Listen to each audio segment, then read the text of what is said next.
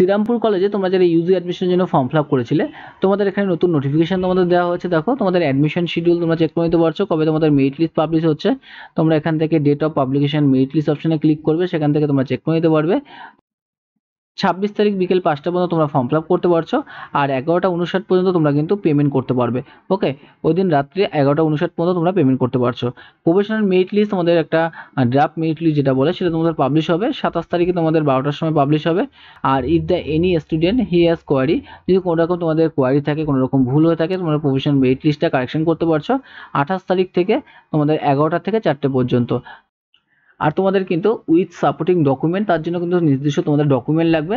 তোমাদের যাদের রিভিউ করার পর তোমাদের রেজাল্ট তোমাদের চেঞ্জ হয়েছে, মার্ক তোমাদের চেঞ্জ হয়েছে, এর জন্য তোমাদের কিন্তু রিলেভেন্ট ডকুমেন্ট দিয়ে তোমাদের কিন্তু কলেজে কন্ট্যাক্ট করতে হবে। এরপর তোমাদের প্রফেশনাল মেরিট লিস্ট 1 তোমাদের পাবলিশ হবে, যেটা 29/6/24 তারিখে তোমাদের পাবলিশ হচ্ছে। আর তোমরা অ্যাডমিশন নিতে পারছো 29 থেকে 30 তারিখ পর্যন্ত তোমরা অ্যাডমিশন নিতে পারছো। সেকেন্ড মেরিট লিস্ট তোমাদের পাবলিশ হবে 2 তারিখে, তোমরা 2 থেকে 3 তারিখের মধ্যে তোমরা অ্যাডমিশন নিতে পারছো। পাবলিকেশন মেরিট লিস্ট থার্ড, যেটা তোমাদের 5 তারিখে তোমাদের বেরোচ্ছে, আর তোমরা 5 থেকে 6 তারিখের মধ্যে তোমরা অ্যাডমিশন নিতে পারবে।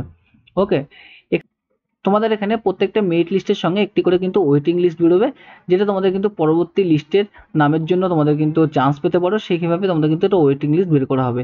এই ওয়েটিং লিস্টে তোমাদের যাদের নাম থাকবে তোমরা কিন্তু অ্যাডমিশন হতে পারছো না। এখানে কিন্তু দেওয়া রয়েছে not from waiting list 1, waiting লিস্টের জন্য তোমরা কিন্তু অ্যাডমিশন নিতে পারবে না। যাদের মেরিট লিস্ট 1 এ নাম থাকবে তারাই কিন্তু শুধুমাত্র অ্যাডমিশন নিতে পারবে।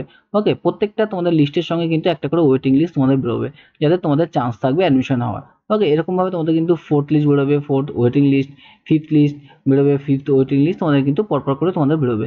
ওকে, আর তোমরা এখান থেকে তোমাদের ইনটেক ক্যাপাসিটিটাও তোমরা এখান থেকে চেক করে নেবে, কতগুলো করে তোমাদের সিট রয়েছে, সেই হিসাবে কিন্তু তোমাদের মেরিট লিস্টে, প্রফেশনাল লিস্টে যাদের নাম থাকবে তোমাদের 50 জনের মধ্যে, বা এখানে যারা 3 বছরের কোর্সে অ্যাপ্লিকেশন করেছে তোমাদের 300 জনের মধ্যে তোমাদের নাম থাকবে, তোমরা কিন্তু চান্স পেয়ে যাচ্ছ ফার্স্ট মেরিট লিস্টেই।